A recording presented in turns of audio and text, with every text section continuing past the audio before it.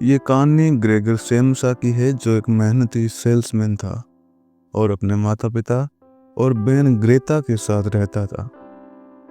एक सुबह जब वे परेशान सपनों से जागा तो उसने खुद को एक भयानक कीड़े में बदला हुआ पाया। वह अपनी कवच जैसी पीठ पर लेटा था और अगर वह अपना सिर थोड़ा ऊपर उठाता तो उसे अपना बुरा पेट दिखाई देता, जो थोड़ा गुमंदा था और मेहराबों द्वारा कठोर भागों में विभाजित था।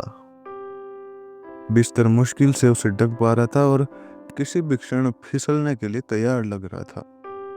उसके कई पैर उसके बाकी शरीर के आकार की तुलना में दयनीय रूप से पतले थे।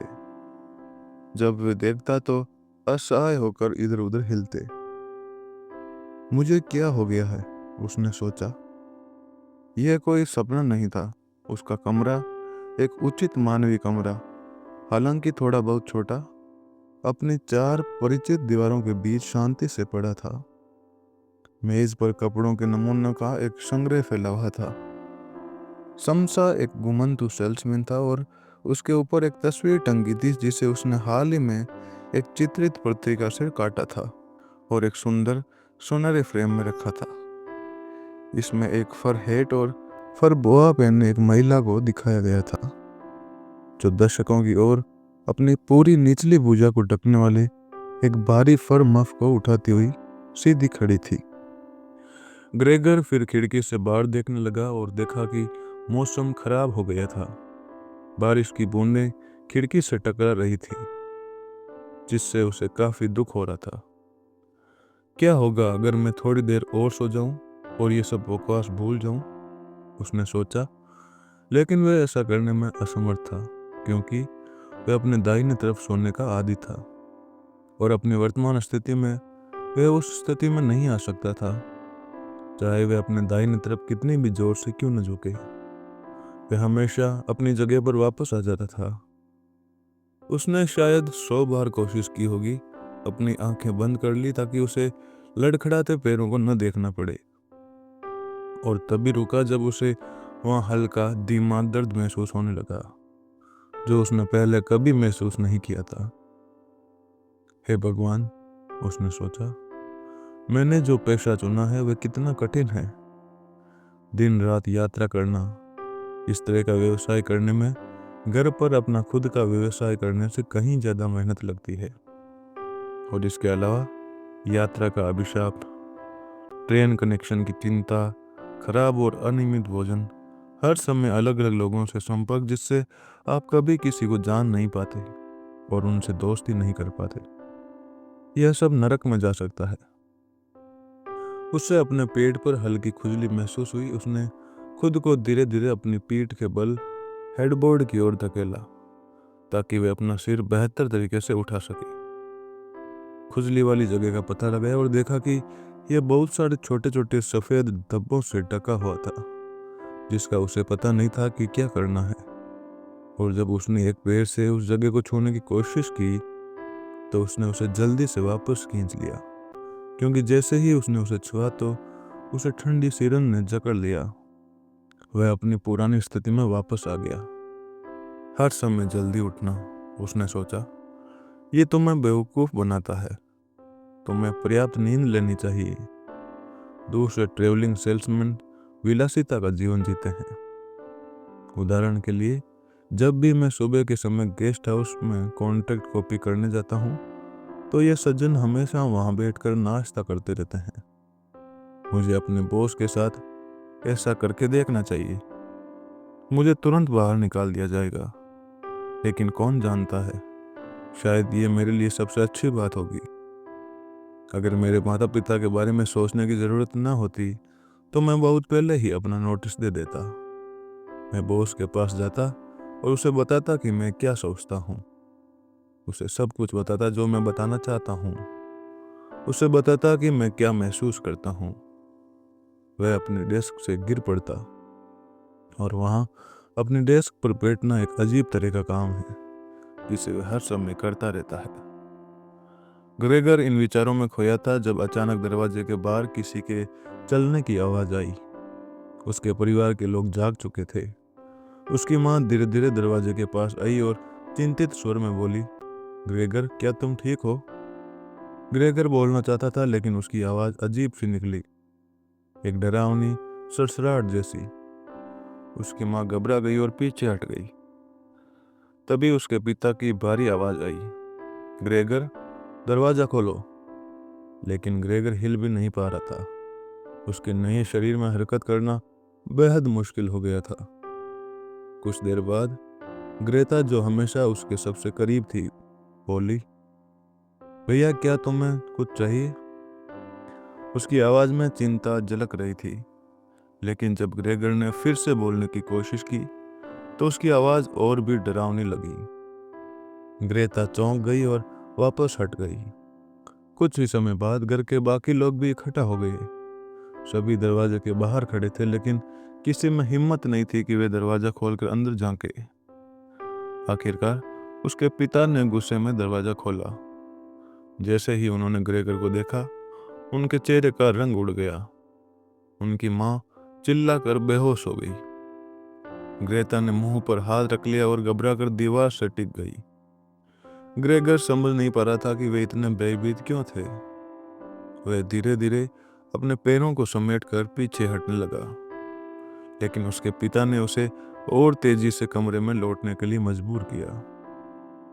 उन्होंने पास पड़ी एक अखबार की गठरी उठाई और उसे घुमाते हुए ग्रेगर की ओर धकेला। ग्रेगर हड़बड़ी में पीछे हटने लगा, लेकिन उसकी चाल अब भी असंतुलित थी। वह कुछ कदम पीछे गया और अपनी पीठ दीवार से टकरा बैठा। कमरे में जाओ, उसके पिता ने फिर से चिल्लाया और अपनी छड़ी जमीन पर पटकी। ग्रेगर कांपते हुए धीरे धीरे कमरे के अंदर चला गया। जैसे ही वह पूरी तरह से भीतर गया, उसके पिता ने तेजी से दरवाजा बंद कर दिया। कमरे में अंधेरा था। ग्रेगर ने अपने चारों ओर देखा और महसूस किया कि अब उसका जीवन पूरी तरह बदल चुका था। ग्रेगर अपने अंधेरे कमरे में अकेला पड़ा था। बाहर से केवल धीमे धीमे कानाफूसी और पैरों की आहट सुनाई दे रही थी। उसे समझ नहीं आ रहा था कि अब वह क्या करे। भूख भी लग रही थी, लेकिन वह जानता था कि अब उसका भोजन भी पहले जैसा नहीं होगा।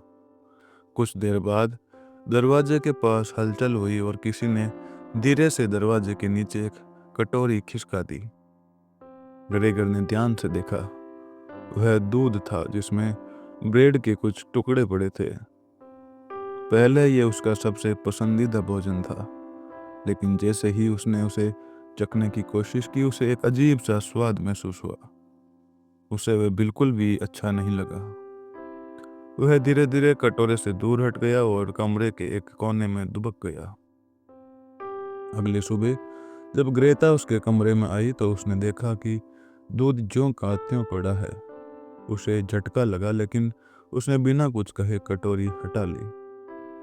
कुछ ही देर बाद वह एक और थाली लेकर आई जिसमें पुराने और सड़े हुए खाने के टुकड़े थे। बासी सब्जियां, सड़ी हुई हड्डियां और बचा हुआ खाना। ग्रेगर ने सूंघते ही महसूस किया कि यही वह भोजन था जिसकी उसे अब जरूरत थी। वह तुरंत थाली के पास गया और तेजी से खाने लगा। ग्रेता यह देखकर चौंक गई, लेकिन चुपचाप कमरे से बाहर निकल गई। धीरे धीरे ग्रेता ही उसकी देखभाल करने लगी। वह हर दिन उसके लिए खाना रख जाती और फिर कमरे की सफाई करती। ग्रेगर अब दीवारों पर चढ़ने लगा था।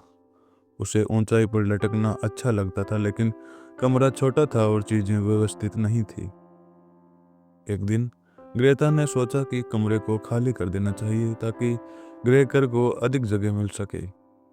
उसने माँ से इस बारे में बात की और वे दोनों ग्रेगर के कमरे में आई। जब उन्होंने उसका सामान हटाना शुरू किया तो ग्रेगर को बहुत अजीब महसूस हुआ। ये चीजें उसके जीवन का हिस्सा थी और अब वह उससे छीनी जा रही थी। वह इस बदलाव को रोकना चाहता था, लेकिन वह कुछ नहीं कह सकता था। जब वह उसकी मेज हटाने लगी तो वह हड़बड़ा कर बाहर आ गया। उसकी माँ ने जैसे ही उसे देखा, वह घबरा गई और बेहोश हो गई। ग्रेता ने घबरा कर दरवाजा बंद कर दिया और माँ की देखभाल करने लगी। शाम को जब उसके पिता घर आए और उन्हें यह सब पता चला तो वे बेहद गुस्से में आ गई। वे तेजी से कमरे में आई और ग्रेगर को भगाने लगी। उन्होंने एक सेब उठाया और गुस्से में उसे ग्रेगर पर फेंक दिया। सेब सीधे उसकी पीठ में धंस गया और ग्रेगर दर्द से करहा उठा। उसके पिता वहीं खड़े रहे, लेकिन ग्रेता दौड़कर आई और उन्हें रोका। पापा बस करिए, वह हमारा भाई है। उसकी आवाज में गुस्सा और दुख था। ग्रेगर दर्द में पड़ा रहा, उसके शरीर में कोई ताकत नहीं बची थी। समय बीतता गया, लेकिन अब कोई भी उसकी परवाह नहीं कर रहा था। पहले ग्रेता उसकी देखभाल करती थी, लेकिन अब वह थक चुकी थी। धीरे धीरे परिवार ने उसे नजरअंदाज करना शुरू कर दिया। घर में पैसों की दिक्कत बढ़ गई थी। अब वे लोग बाहर से किराएदार भी बुलाने लगे थे। ग्रेता अब पहले जैसी नहीं थी। वह अब ग्रेगर को एक बोझ समझने लगी थी। एक रात जब किराएदार घर पर बैठे थे, ग्रेता ने अपनी माँ से कहा, हमें इससे छुटकारा पाना होगा। यह अब ग्रेगर नहीं है। ग्रेगर ने यह सब सुना और उसका दिल टूट गया। वह समझ गया कि अब कोई भी उसे नहीं चाहता। वह कमरे के एक कोने में चला गया, जहां अब उसकी सांस भी धीमी होने लगी थी। अगली सुबह जब नौकरानी कमरे में आई तो उसने देखा कि ग्रेगर जमीन पर पड़ा था। उसने हल्के से उसे हिलाया, लेकिन कोई प्रतिक्रिया नहीं मिली। उसने बाहर जाकर घोषणा कर दी, देखो अब ये मर गया। घर में अचानक एक अजीब सा सन्नाटा छा गया। परिवार के लोगों ने राहत की सांस ली। पिता ने धीरे से सिर हिलाया। माँ ने आंखें बंद कर ली और ग्रेता खिड़की के पास खड़ी होकर बाहर देखने लगी। वे दिन बीत गया और ग्रेगर को एक झाड़ू से बाहर फेंक दिया गया। परिवार ने अपने भविष्य के बारे में सोचना शुरू कर दिया। वह बाहर घूमने गई, खुली हवा में सांस ली और जीवन के नए अवसरों की ओर देखने लगी। ग्रेता अब बड़ी हो गई थी और उसके माता पिता को लगा कि अब उसके लिए शादी का सही समय आ गया है। वे आगे बढ़ चुके थे, लेकिन कहीं न कहीं एक वीरान कोने में ग्रेगर की कहानी हमेशा के लिए दबी रह गई। एक अकेलेपन, त्याग और आत्म बलिदान की कहानी जिसे कोई याद नहीं करना चाहता था।